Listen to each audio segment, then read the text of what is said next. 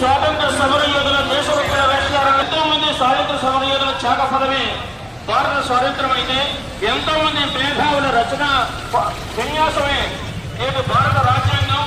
భారత